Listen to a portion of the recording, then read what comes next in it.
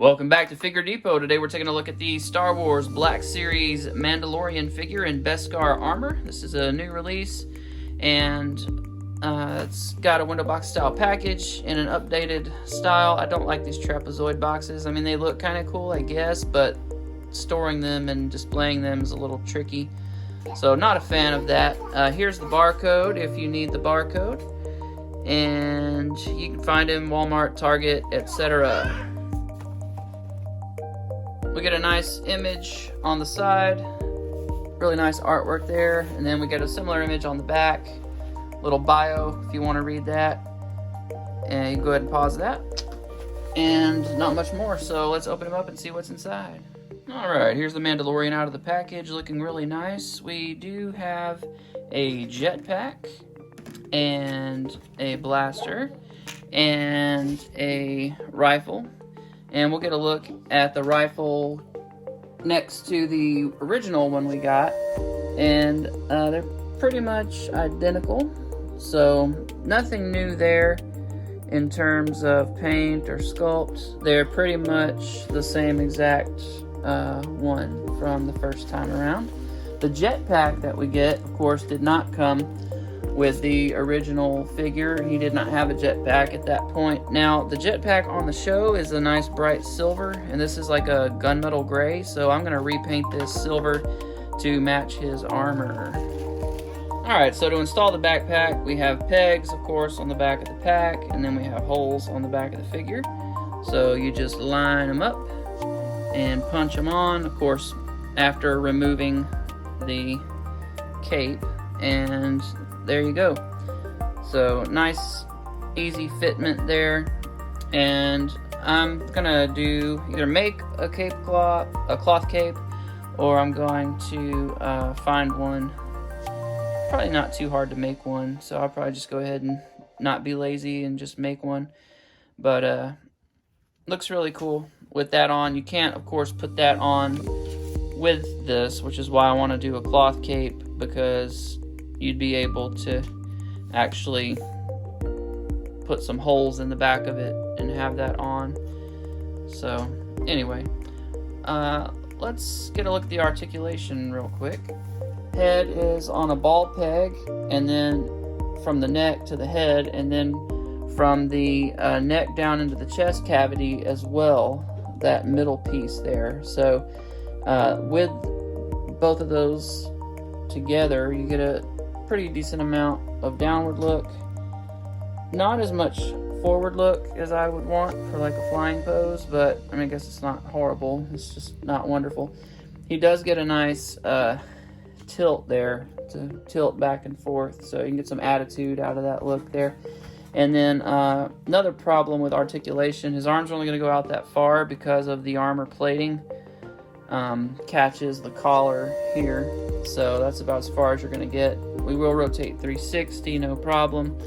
We do have swivels and a hinge here for that articulation, and then we do get a swivel and hinge. We get our up and down sword slashing, gun slinging motion there. And then on this hand, it is kind of the in and out. So different articulation with each wrist. We do get a nice tilt sideways. So nice diaphragm pivot there. Do not get a waist swivel. Legs, because of the armor, will only kick that high, but it's still pretty good range. Don't go back a whole lot. We do get double jointed knees, which gets you about there. Toe articulation is decent range, actually. It's not horrible. Or not toe articulation, I'm sorry, ankle articulation.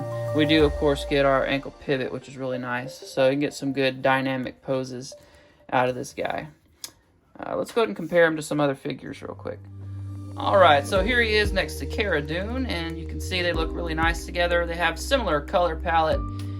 He doesn't have any blue on him, but they both share silver and kind of these darker blacks and gunmetals and grays and stuff in their coloring, so they look really nice together. And here he is next to Baby Yoda slash the child slash what my 2-year-old calls him, which is... No, not Ada. I'm Ada. My 2-year-old calls him Oda. You say Oda? Yeah. Say it. Yoda? Oda. Oda. Alright, and here he is next to the first edition of the Mandalorian we got from Season 1 before. He had his Beskar armor, and you can see the differences in, of course, the armor, and it looks like his thigh armor was just repaired and not replaced. But then on this side it's a whole new armor piece, and then of course his gauntlets, shoulder bells, the chest plate, and it looks like even his helmet was either polished up or recast. I can't remember that specific detail from the show or if they even address it, but he's definitely got a much shinier, brighter helmet in the with his upgraded armor than what he had initially. I'll have to go back and look at the show. I don't remember from the show, but from the toys, you have a different color knee plate here. This is a brighter, lighter gray, and this is a darker, almost got a hint of brown in it. And also the suits. He went from a gray undersuit to more of a brown undersuit here, with like a charcoal gray little bib piece underneath, whereas here it was like a chocolate brown with a light tan of the overshirt part. So they've mixed up the colors a little bit in his undersuit as well, his flight suit that the armor is placed on. And here he is next to one of Ahsoka's troopers, looking pretty cool, and they're, you know, essentially the same height. So, and pretty much all the Black Series soldiers and troopers and stuff are. And here he is next to Commander Obi-Wan Kenobi in his clone trooper armor. And here he is next to Captain Rex. And here he is with Commander Cody. And here he is next to Man-at-Arms. Alright, so looking at the upgraded armor, it's nice and shiny. This is not like a super bright silver, it's just kind of a moderately bright silver. It does have some metallic flake in it or something to kind of brighten it up. Kind of sparkles a little bit under the right light. So, but it's not just like a real like super platinum silver or anything. I did notice again, like I said on the show, this backpack should be a brighter silver rather than this kind of gunmetal gray. So I'm definitely going to repaint that, and I'll post some pictures once I'm done on my Figure Depot account. But looking at the lower legs, they're pretty much the same as the original, with the exception of that knee plate being a darker shade than it was originally. And then we've got this kind of repaired plate here, and then a brand new plate everywhere else. And the blaster here is a lot shinier than the original one. It was all dirtied and mucked up, and this one's nice and new and bright, so it looks good. Yeah, nice upgrades there. Alright, so here is the Mudhorn crest on the armor plate there. This is Signet. So, yeah, that looks good.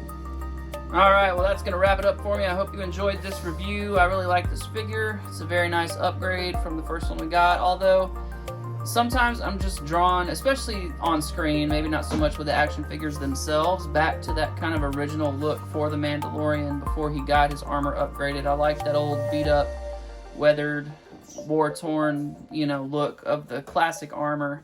And the more bronze or gunmetal, you know, darker helmet, I think was really nice. Just stylistically, I really like that older look. But great figure, pick it up for sure. If you're collecting these guys, it's definitely a must-have. Check out my Instagram, Figure Depot, for my upgraded jetpack after I paint it. And also check out my other Instagram, Where Figures Dwell, for some ACBA action figure photography. Alright, see you guys next time. Thanks for watching.